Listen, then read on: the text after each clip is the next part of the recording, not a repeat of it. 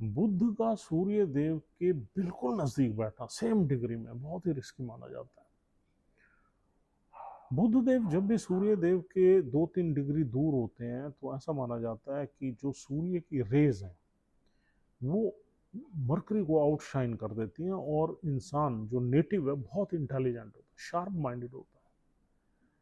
आप कभी भी देखोगे जब भी बुध देव सूर्य देव के नज़दीक हैं तो इंसान बहुत ही इंटेलिजेंट होगा, पढ़ाई लिखाई में बहुत अच्छा होगा, बिकॉज मरकरी को सूर्य ने आउटशाइन कर दिया अपनी रेस से।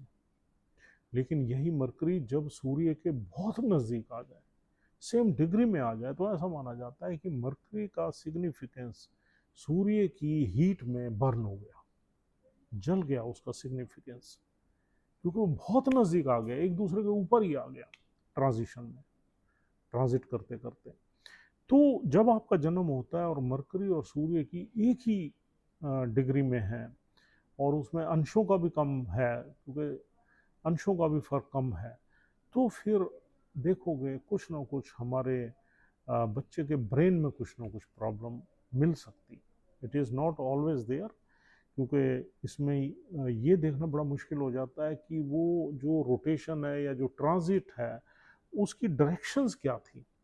उन रेज ने, वो नज़दीक तो आ गया मरकरी, उस रेज वो जब पैदा हुआ है तो सूर्य की जो डायरेक्ट रेज थी क्या उसमें पड़ रही थी या वो कहीं साइड में थी या इधर उधर थी, वो सब एस्ट्रोनॉमी का पार्ट है। लेकिन एक रिस्क एसोसिएशन आपको मोर देन 50% ये रहती है कि कहीं ना कहीं इसने इस इंसान के ब्रेन को अफेक्ट कर दिया, और इसी को ही जो एस्ट्रोलॉजी में कहते हैं कंबस्ट हो गया। कंबस्ट मतलब उसका सिग्निफिकेंस खत्म हो गया या कम हो गया।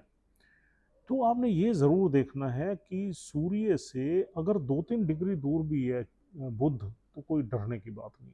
सेम डिग्री सेम अंशों में है तब बहुत बड़ा रिस्क है, और तब भी बचाव हो सकता है अगर चंद्र की पोजीशन बहुत मजबूत हो, चंद्र उच्च का हो, किसी मेलेफिक इन्फ्लुएंस में ना हो, तो भी हमें कहीं ना कहीं मून का सिग्निफिकेंस बचा देता है, क्योंकि मून हमारा माइंड है और बुध हमारा ब्रेन है। तो दोनों में से एक प्लानट तो हमारा अच्छा होना ही चाहिए, हमारा हमें ठीक एफिशिएंटली काम करने के लिए या शार्पनेस के लिए। Thank you very much.